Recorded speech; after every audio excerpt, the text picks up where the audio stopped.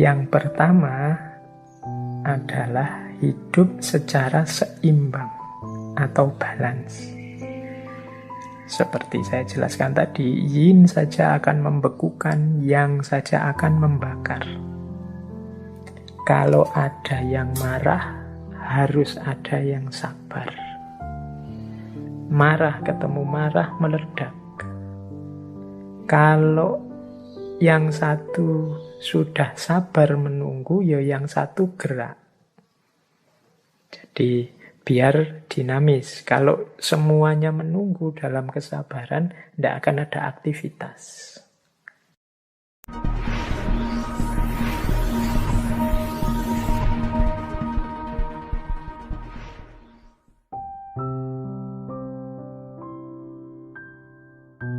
Assalamualaikum warahmatullahi wabarakatuh.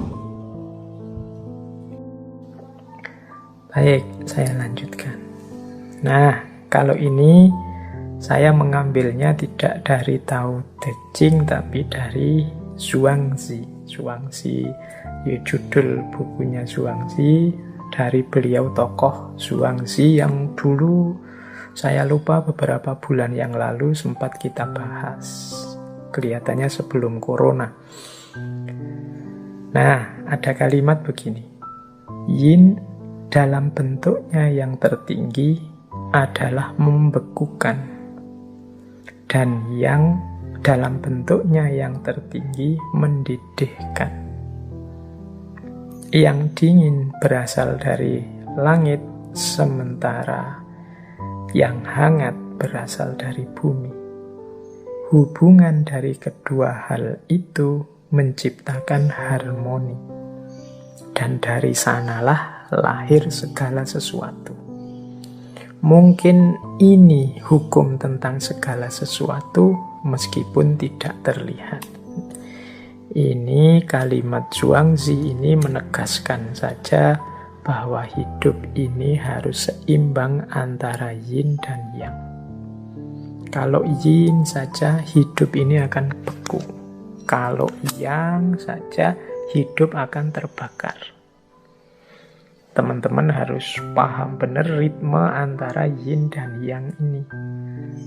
Misalnya dalam pergaulan itu kita ketemu yang karakternya yin, ada yang karakternya yang. Ayo diidentifikasi.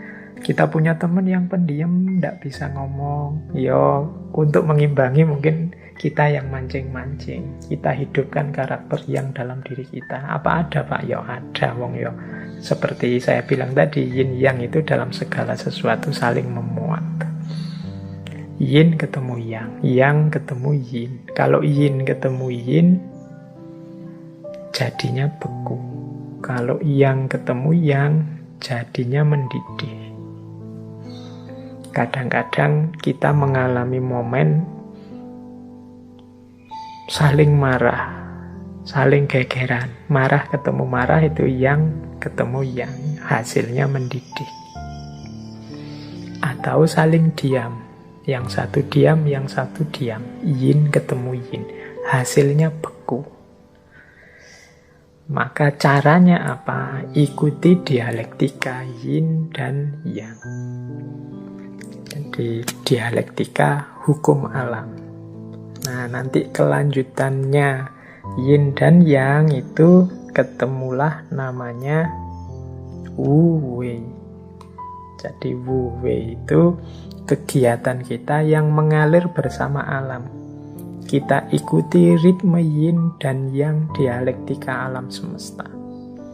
Jadi ya, dalam falsafah Tiongkok dikenal istilah Wu Wei, bukan yang 5 unsur tadi ya. Kalau Wu Wei itu secara harfiah artinya tidak memiliki kegiatan atau tidak berbuat apa-apa. Maksudnya tidak berbuat apa-apa itu mari kita hidup tanpa dibuat-buat.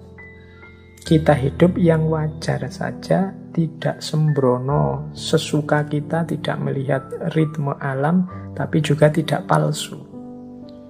Seseorang silahkan mengalir saja dengan ritme kodrat alami kehidupan ini. Jadi kita jalani hidup secara alami, tanpa ketegangan.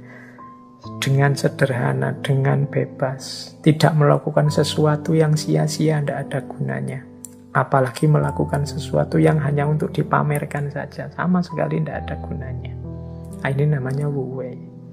Hari ini mungkin banyak di antara kita, coba kita muhasabah sebentar, berapa persen kegiatan kita sehari-hari yang itu memang efektif, sesuai, alami, dan berapa persen yang ini hanya dibuat-buat saja, atau ini tidak ada pentingnya sama sekali, atau ini hanya menghambur-hamburkan energi, tidak ada gunanya. Nah, jadi ini kelanjutannya yin yang, itu berarti menyarankan kita untuk hidup selaras dengan ritme alam. Baik ritme yin maupun ritme yang. Kita pahami perjalanannya, kita ikuti dengan cara hidup secara alami. Filsafatnya namanya Wu Wei. Maka nanti ada pandangan manifestasinya yin yang nanti dalam pola Wu Wei, hidup yang mengalir dengan alam, itu adalah hidup dengan beberapa prinsip.